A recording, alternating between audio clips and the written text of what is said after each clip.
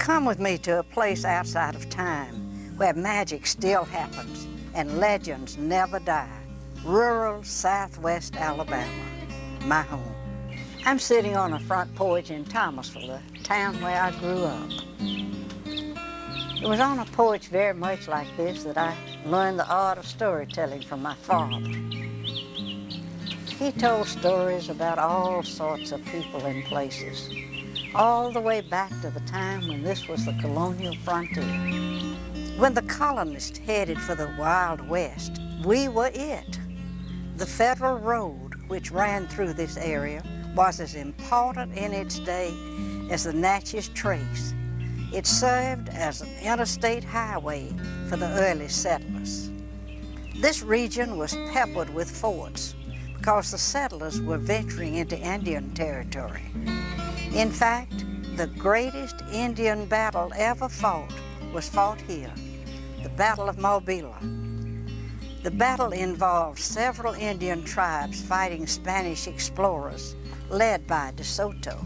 Mobile was destroyed in the process, along with many treasures De Soto had gathered on his travels. We're still searching for the fabled city and its lost treasures. Maybe you can help us find it. Native Americans have left their imprints here, everywhere. The boundaries of two Indian nations met very near to where I'm sitting. The Creeks to the east and the Choctaws to the west. When I was a child, you could walk through fields and find arrowheads lying on the ground. They still can be found in the woods along stream beds. Our region was influenced by many cultures, including the Native Americans, Spanish, British, and French.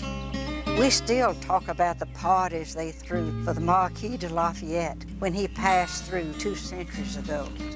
Many families still display with pride the china they used to serve him at those parties.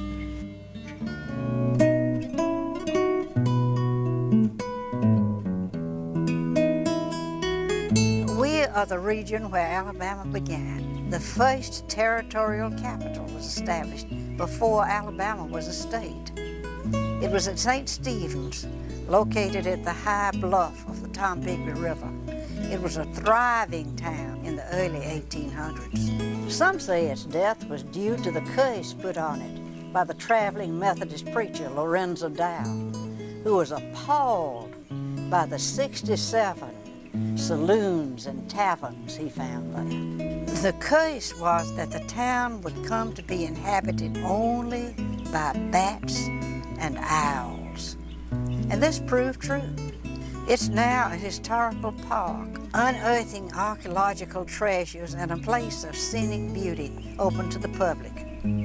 Our region is home to many listings on the National Register of Historic Places.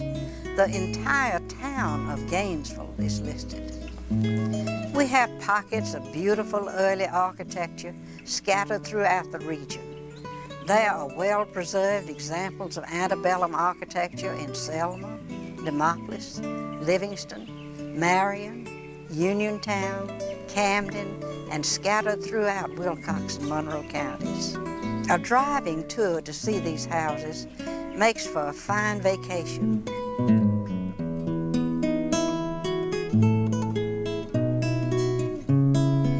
Most of our area was untouched by the Civil War until the very end. Mostly the troops were just passing through on their way to the final battles of the war, except for Selma. It was a key ammunition depot for the Confederacy, so therefore the Battle of Selma was fought there. One of the final episodes of the Civil War took place in the cemetery in Gainesville, where General Nathan Bedford Forrest surrendered to federal forces. Many years I keep toiling. The African-American legacy is an important part of our heritage. It is enhanced by stories like Maria Fearing, a slave from Gainesville, who was sponsored by the Presbyterian Church as a missionary to Africa. There's the story of Hell's Lake in the swamps of the Tombigbee River, a haven for runaway slaves. There's the story of the slave Harry, who attended Howard College in Marion and gave his own life as he kept running back into the flames of the dormitory to see that all the students were saved. There is a monument to his bravery in the graveyard there. Another interesting National Historic Landmark is a cemetery at Mount Nebo. Death masks by the African-American artist Isaac Nettles are placed at the graves. Although it is a work of fiction, Monroeville's To Kill a Mockingbird, written by Harper Lee and dramatized annually by local residents, has gained worldwide recognition of the plight of African-American people in the South. The roots of change that would become the Civil Rights Movement had their beginnings in Marion at Lincoln Normal School. This led to the world-famous Selma March. You can come and stand on the Edmund Pettus Bridge, which began the march that led to significant social change in the nation.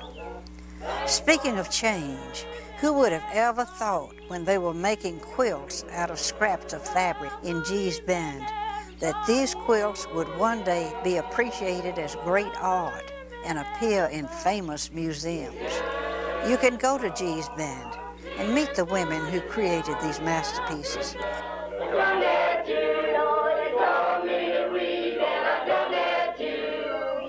Some of our favorite tales are about colorful events that really happened around here. We talked about Jesse James, who stayed in Selma, and Rube Burroughs, the railroad outlaw.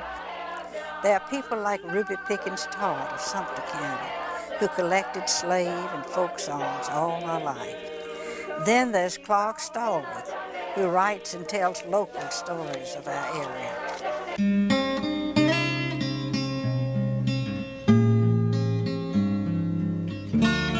One of the things that make our area special is the closeness to nature you feel here.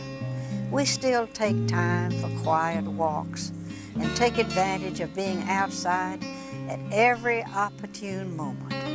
Many of the men here call themselves hunters, but when you talk to them one-on-one, it seems that what they really like most is sitting quietly in the woods at dawn and dusk, feeling the connection with God and nature. An abundance of people fish for the same reasons. Of course, we tell big fish stories, and a lot of them are true. We have 2 rivers flowing through here with some world-class bass fishing at places like Miller's Ferry. We also have plenty of small ponds and creeks where you can catch a mess of fish for supper while you restore your soul.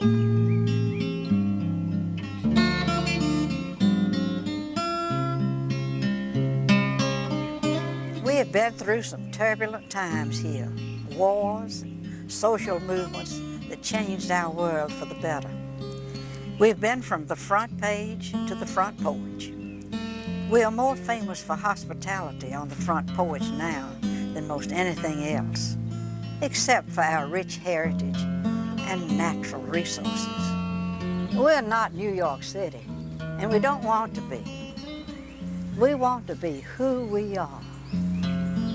We treasure the rhythms of everyday living, and some of our finest stories are about extraordinary things that happen in the lives of ordinary people, lives that reflect their joy of living. When you come here, you will find a real sense of a place you can relax. It's a place you know you belong to because you feel your roots connecting with the ground. Come to Southwest Alabama. Sit quietly in nature to restore your soul. Then come and sit on the front porch where we'll listen to your stories, then tell you a bit about ours.